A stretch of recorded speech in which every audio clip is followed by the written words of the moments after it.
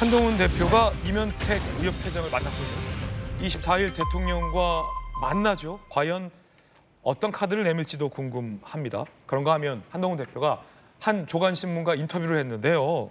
대통령실의 생각이 민심과 동떨어져 있다라고 직격했습니다. 한동훈 대표의 작심 발언인데 대통령실 생각이 민심과 동떨어져 있다. 불편해지는 게 싫다고 편을 들어야 하나. 센 발언을 했어요. 불편해지는 게 싫다고 편 들어주냐? 이 말은 내가 그냥 대통령 장단 맞춰주면 나는 편하다. 근데 나 편하자고 민심과 동떨어져 있는데 용산 편을 내가 들어야 되냐? 나는 이 발언들도 심기 상할 수 있겠는데요. 아주 짧은 시간 국민에게 봉사할 기회, 개인 간 문제가 중요한. 예전에도 언쟁 많이 했다. 이야, 뭐 이런 얘기를 인터뷰에 쏟아냈습니다. 김우태 의원. 예. 나 예전에도 대통령이랑 언쟁 많이 했다. 총장 때도 총장 이럴 겁니까? 뭐 이러면서 새삼스럽지 않고 나 편하자고 그대 편 들어줘야 되냐? 라며 대통령실이 민심과 많이 동떨어져 있다라는데요. 대통령실 생각이. 예.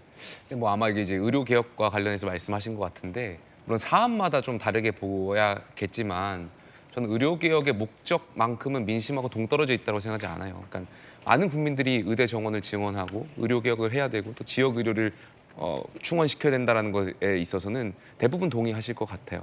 다만 방법론의 차이에서 물론 대통령실과 또 당과 또 국민 생각이 조금씩 다를 수는 있다고 생각되고요. 아마 한동훈 대표도 아마 그 지점을 말씀하신 것 같은데 모든 사안에 대해서 민심과 동떨어져 있다라고 말씀하시진 않았을 것이라고 저는 생각합니다. 예, 부분 분야별로.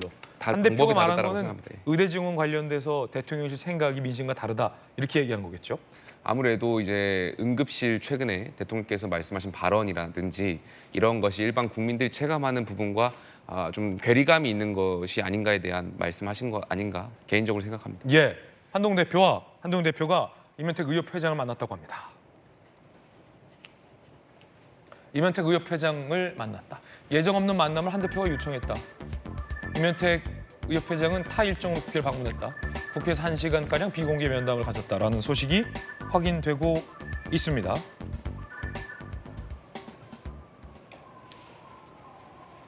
지금 전공의들이 돌아오지 않고 있는 그런 상황. 그리고 의협회장은 굉장히 완강한 상황. 25년도, 그러니까 내년도 이미 수시 일정이 시작된, 수시 모집이 시작된 25년도 의대 정원도 백지화하라라는 의협 측의 요구인데요.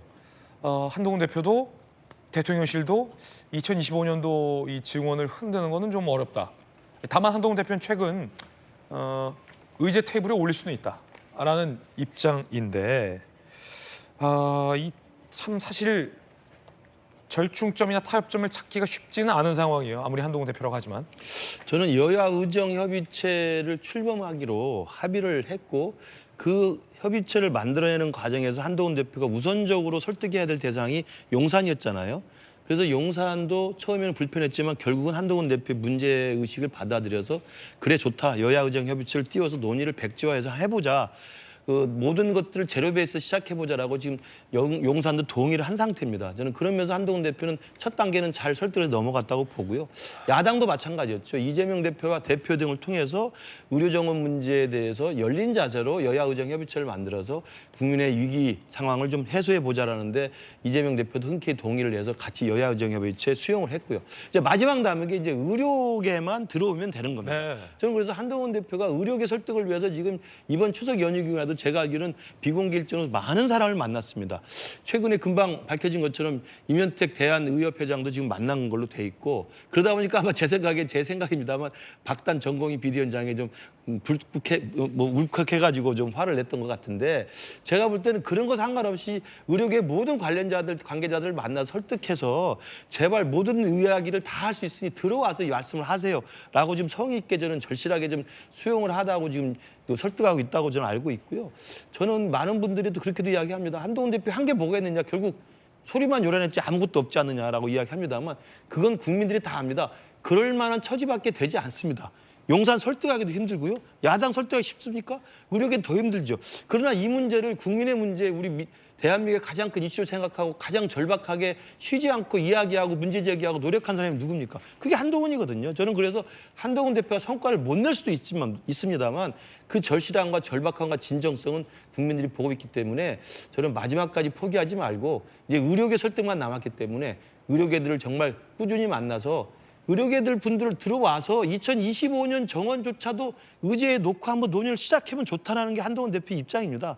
그래서 들어와서 논의를 했으면 좋겠고 용산도 이번 24일로 예정된 만찬을 통해 가지고 더 이상 그 뒤끝 없이 말끔하게 서로 합의해서 이 의료 대란을 해결할 수 있도록 지혜를 모아주길 진심으로 당부를 드립니다. 분석 중에 굉장히 흥미로운 대목이 한동훈 대표 입장에서는 굉장히 설득하기 힘든 상대들만 상대하고 있다. 야당, 의료계, 대통령실도 거기에 넣으셨어요? 그렇죠. 처음에는 좀 힘들지 않았습니까? 예, 흥미로운데 전용 의원님. 뭐 저희 입장에서는 한동훈 대표가 왜 이제 정신 차렸냐.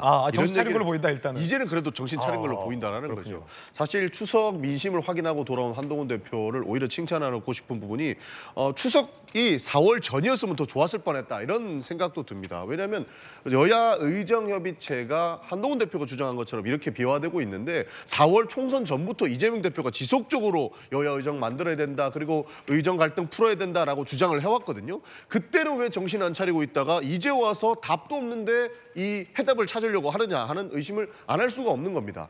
그러니까 이명택 우리 회장을 만났을 때 이명택 회장이 지금 2025년도에 입시 요강에서부터 의대 중원을 백지화하라라고 주장하고 있지 않습니까? 이미 그거는 불가능한 상황인 것을 본인도 알 겁니다. 근데 이제 와서 뭘 갈등을 풀겠다라고 나서느냐 하는 반발의 의미로 그런 말씀을 하시지 않았을까 하는 생각이 드는 거예요. 지금 여야 의정협의체가 아무리 무언가 많은 설득을 한다고 하더라도 전공의들은 돌아오지 않겠다라는 수준입니다. 그렇기 때문에 지금이라도 그 정부를 설득하는 것이 좀 빠르게 해야 될 것이라는 필요성이 있다는 말씀을 좀 드리고 싶은 것이고 추석 민심을 하고 확인하시고 오셨으면 대통령실에도 더 쓴소리를 하셨으면 좋겠습니다. 국민들이 원하는 것은 대통령실에 대한 억지 부리지 마라라고 하는 쓴소리거든요. 의정 갈등 경우에도 저희가 단계적으로 추진해야 될 부분이 있다라고 민주당에서 주장했고 의협 쪽에서도 이건 너무 과도하다라고 주장을 해왔었는데 무조건 2,000명 증원해야 된다고 억지 부리는 측면이 있습니다. 그런 것을 방치해놨기 때문에 지금의 상황이 만들어져서 저는 한동훈 대표가 이제라도 정신을 차렸으면 더 강력하게 억지 부리지 마라라고 대통령실에 쓴소리도 함께 해야 된다라고 말씀드리고 싶습니다.